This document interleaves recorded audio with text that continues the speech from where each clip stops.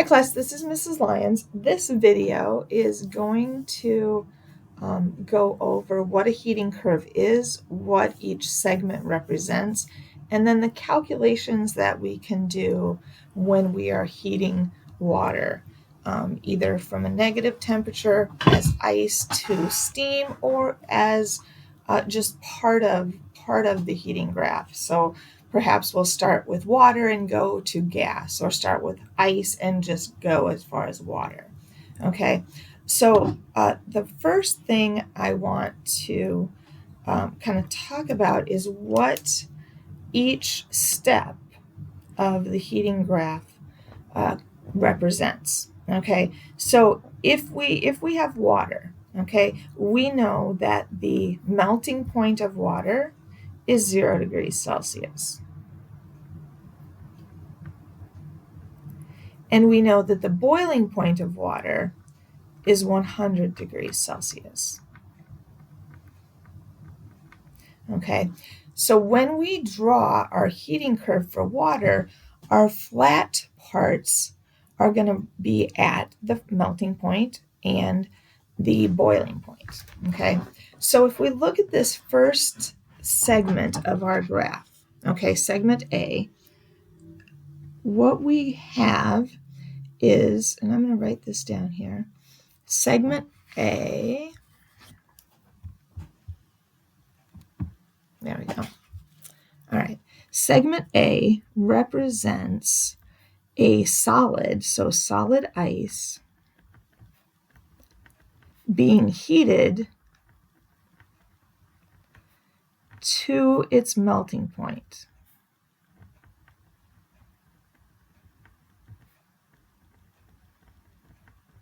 Okay, what is happening on leg or segment A? Okay, that's going to be important too. What's happening on segment A is the kinetic energy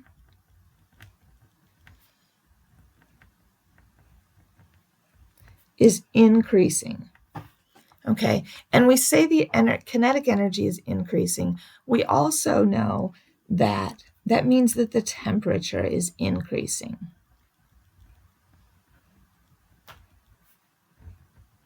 Okay, and we can see that if we look at the scale of the graph, our temperature is going up. Okay, so kinetic energy, temperature are increasing. And when the kinetic energy is increasing, the potential energy remains constant. Okay, now when we do a calculation for this part of the graph, we're going to use Q, the energy is equal to M times C times delta T. Okay, so if I were looking at this particular stretch of the graph, say I was doing a problem where I wanted to go from minus 10 degrees Celsius up to 140 degrees Celsius. Okay, what I would need to do for that calculation, I need a mass. So let's say, let's just for the purpose of this example, say we have 50 grams of ice that we're going to heat up. Okay, so if I'm going to use this formula, Q is going to be equal to 50 grams of my mass, okay, times C. Now this is where your little table comes in, okay, when we're talking about solid. C, so the specific heat of solid water, is 2.11 joules per gram degree Celsius. Okay, so I'm going to do 50 grams times 2.11, and then delta T, okay, for this segment and for any segment, delta T, let's write this up here. Delta T is always going to be the final temperature, so TF is final temperature, minus TI, the initial temperature. So for this segment starts at minus 10 and goes to 0. Okay, so for delta T for that segment is 0 minus a negative 10, which is a positive 10 because the negative signs cancel out. Okay, so if I do this calculation, let me get my calculator. If I do this calculation, I'm going to do 50 times 2.11 times 10. All right, and that gives me a Q equal to 1,055 joules. Okay, so that's the energy it takes to raise the temperature of solid ice from minus 10 to 0 degrees Celsius. All right, so let's look at the next leg of our graph. The next segment is segment B. Okay, and notice that segment B is flat. Okay, so segment B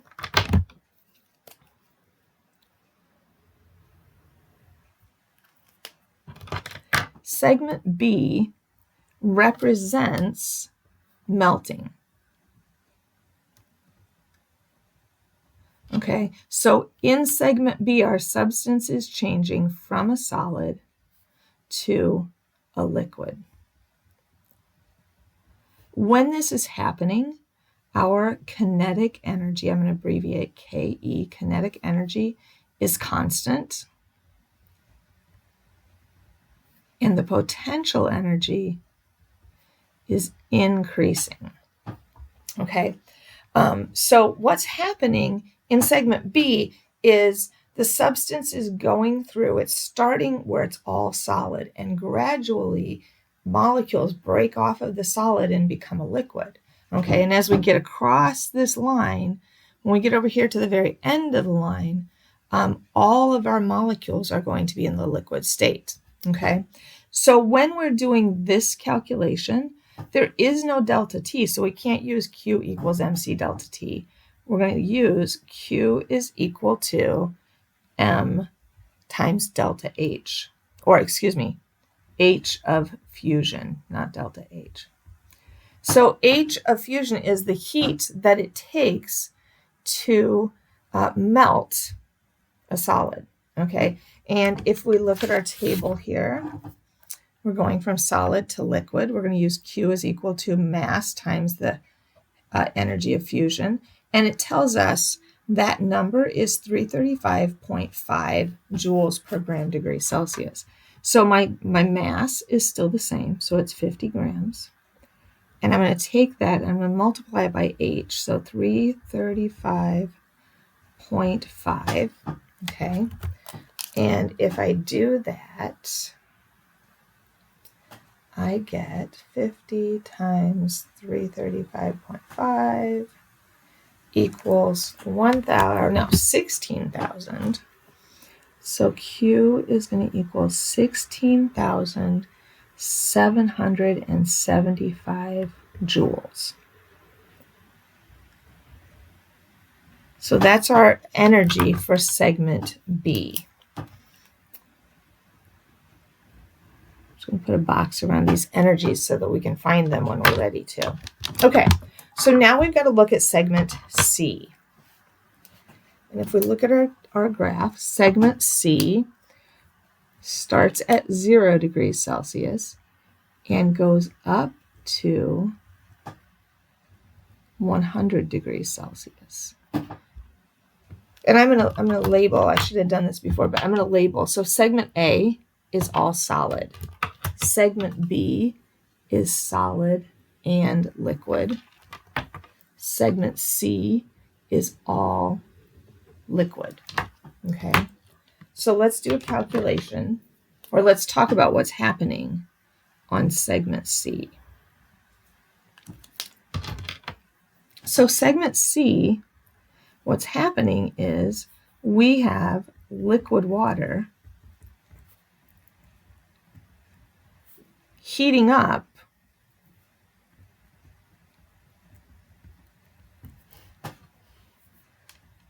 to the boiling point.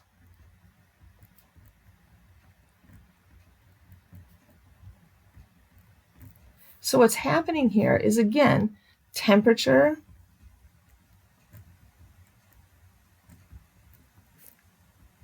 is increasing. Kinetic energy is increasing. And potential energy is constant.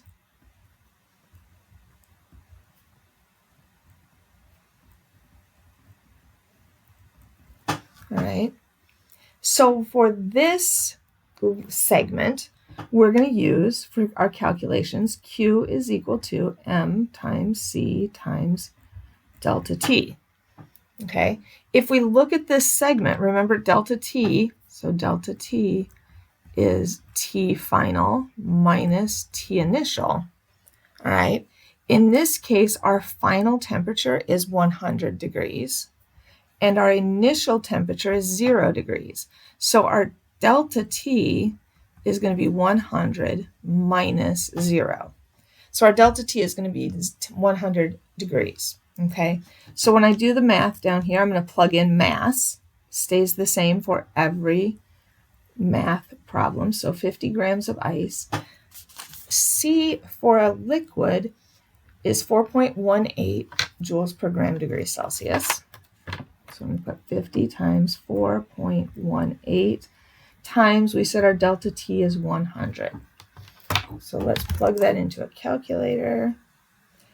And I do 50 times 4.18 times 100. And that is going to equal 20,900 joules. Okay. Whoops, you can't see that. Sorry about that. There we go. 20,900 joules to raise the temperature from 0 to 100 degrees. Okay. So now we're ready to take a look at segment D.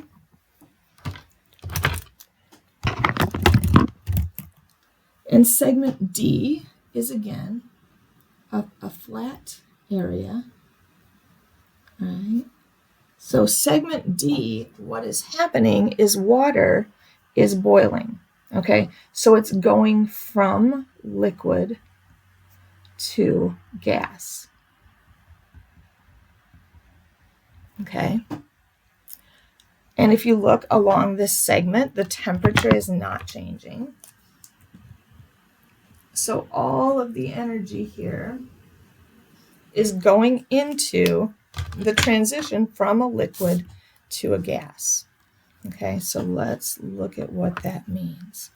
So segment D is boiling. Okay, it's going from a liquid to a gas. All right, our delta T is 0, so we can't use that equation.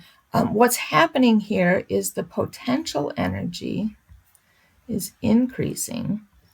Kinetic energy is constant. Okay, so we are going to use the equation Q is equal to mass times the energy of vaporization. Okay, so what we are going to need to do, so our mass here, our mass is the same. Our mass is still 50 grams. And our H is 2,260 joules per gram. So 2,260. So if we plug this into our calculators, I get 50 times,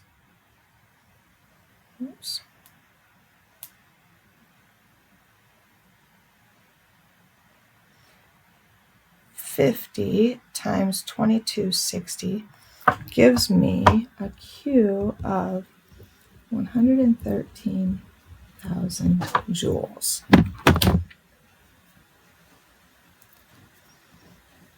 Okay, now we have one more segment to do. And that segment is segment E. So segment E, our temperature starts rising again. And what we have here is we have all gas, okay? And the temperature of the gas, once all of the molecules have gone from liquid to gas, the temperature of the gas is again going to start increasing. So for segment E, all right, we have gas heating up, okay? And it's just going to heat as long as we're adding energy, okay? When we do this, all right, the kinetic energy is again increasing as the temperature increases, and the potential energy is constant. Okay. To do this math, we are going to do Q is equal to M times C times delta T. Okay, and we've got to look at our delta T. Okay, so this leg starts at starts at 100 degrees. And we said we're going to go up to 140 degrees. Okay, so our delta T is going to be T final minus T initial. So T final is 140. T initial is 100. So our delta T is 40. Okay, so we're going to take this back down here. Plug this into our equation. Q is going to equal the mass, so 50, times, the C. So C for a gas is 2 joules per gram degree Celsius. So we're going to do 50 times 2 times our delta T is 40. I think that's going to be 4,000. Is that right? 50 times 2, times 40. Yep, 4,000. So Q is 4,000 joules. Okay, so now that we've calculated the energy that it takes in each segment, we're going to add those segments together. So I'm going to do 1,055 plus 16,775 plus 20,900 plus 113,000 plus 4,000, and I'm going to get a Q total of 155,730 joules. Okay, so that is how you calculate the amount of energy it takes for solid ice to heat to 140 degrees Celsius water vapor. All right, I hope that was helpful. Have a great day, and I will see you in class.